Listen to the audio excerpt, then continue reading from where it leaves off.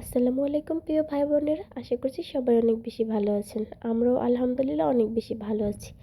আজকে নতুন একটি ডেইলি ব্লগ শেয়ার করছি। আশা করছি ভিডিওটি আপনাদের অনেক বেশি ভালো লাগবে।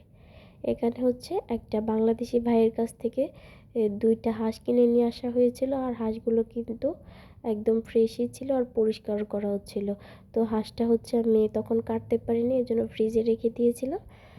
তো এখন ফ্রিজ থেকে বের করে কিছুটা হচ্ছে বরফ ছাড়িয়ে নিয়েছি। এখন হচ্ছে হাঁসটাকে কেটে নেব। আর হাঁসটা কাটতে আমার এত বেশি কষ্ট হচ্ছিল কারণ আমার ছুরিতে তেমন একটা ধার ছিল না, তাই হাঁসটা কাটতে অনেক বেশি কষ্ট হচ্ছিল। আর হাঁসের পেটে কিন্তু অনেকগুলো ডিমও ছিল, আর কাটতে গিয়ে কিন্তু কলিজাটাও কিছুটা কেটে গেছে। তো আমি এভাবে করে হাঁসটাকে কেটে নিচ্ছি, আর মনে মনে নিজের উপরই খুব রাগ হচ্ছিল যে হাঁসটা যদি কেটে নিয়ে আসা হতো তাহলে অনেক বেশি ভালো হতো। আর চাকুটা কেন আগে থেকেই ধারালো করে নিলাম না, আর এইভাবে কাটতে গিয়ে কিন্তু অতিষ্ঠ হয়ে যাচ্ছিলাম। তো তা কী করা, যেহেতু রান্না করতে হবে, আর হাজব্যান্ডকেও বলেছিলাম কেটে দিতে, সে বললো তুমি কেটে নাও। তো তার আশায় আর বসে থাকলাম না, নিজেই হচ্ছে কাটার কাজটা শুরু করে দিলাম। তো হাঁসটা কিন্তু অনেক বড় ছিল, দেখেই কিন্তু বোঝা যাচ্ছে প্রায় 2.5 কেজিতে মতো হবে এরকম। আসলে আমি জানি না এক্স্যাক্টলি কতটুকু ছিল, কিন্তু হাঁসটা কিন্তু বিশাল বড় সাইজেরই ছিল আর অনেকটা ভারীও ছিল। আমি আর কি আমার আন্দাজ থেকে বলছি যে 2.5 কেজির মতো হবে, কম বা বেশিও কিন্তু হতে পারে। আর এই হাঁসগুলা কিন্তু আমাদের দেশি হাঁসের মতো খেতে অত বেশি মজা লাগে না। আর বিদেশের মাটিতে যে এগুলো পাওয়া যায় ফ্রেশ, এটাই কিন্তু আলহামদুলিল্লাহ। তো অনেক দিন ধরেই হচ্ছে হাঁসের মাংস খেতে ইচ্ছা করছিল। তো একটা ভাইয়া হচ্ছে এরকম ফ্রেশ হাঁস নিয়ে এসে বিক্রি করে। তো আমি আর ফ্রেশ ফ্রেশ রান্না করতে পারিনি, যেহেতু এটা কাটাকাটির একটা ঝামেলা ছিল, ফ্রিজে এই জন্য রেখে দিয়েছিলাম। তো হাঁসটাকে ভালো করে কেটে ধুয়ে তারপর হচ্ছে সব মশলা দিয়ে একবারে মাখিয়ে চুলায় বসিয়ে দিয়েছি। হাতে যেহেতু বেশি সময় ছিল না, হাঁসটা কাটতেই অনেকটা টাইম চলে গিয়েছে, তাই তাড়াহুড়া করে বসিয়ে দিলাম, যেহেতু দুপুরে খাবার টাইম হয়ে যাবে। আর এদিকে হচ্ছে আমি কিছু শুকনো চালের গুঁড়ি হচ্ছে একটু গরম পানি দিয়ে ভালো করে এইভাবে মথে নিচ্ছিলাম। আমি হচ্ছে ছিটা রুটি বানাবো, আর হাঁসের মাংসের সাথে রুটি খেতে কিন্তু অনেক বেশি ভালো লাগে।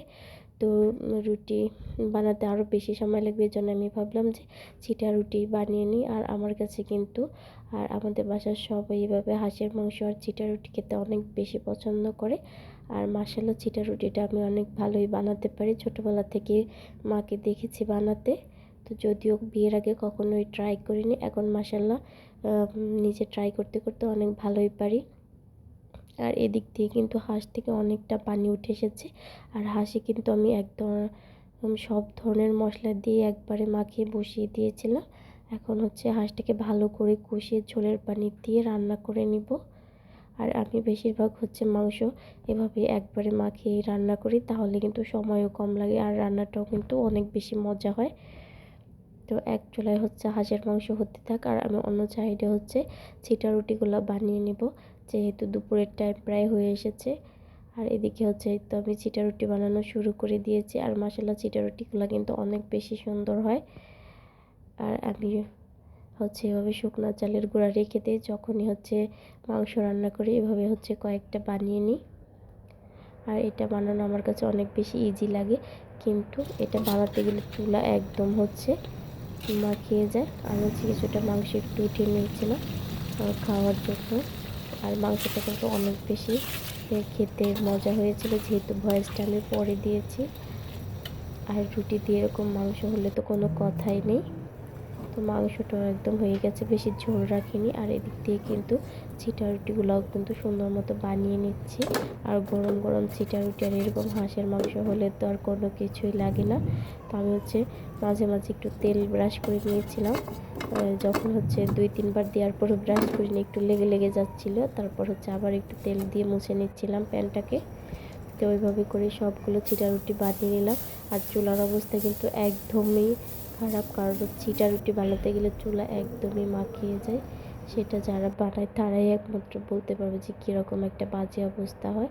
তো এইভাবে করে হচ্ছে সবগুলো ছিটা রুটি আমি এভাবে বানিয়ে নিয়েছি। তারপর হচ্ছে একটা প্লেটে ছিটা রুটি আর হাঁসের মাংস বেড়ে নিয়েছি, যেহেতু প্রায় 2টার মতো বেঁচে গেছে। আরও আজকে হচ্ছে শুক্রবার, নামাজের শেষে এসে হচ্ছে খাওয়া দাওয়া করবো সবাই একসাথে।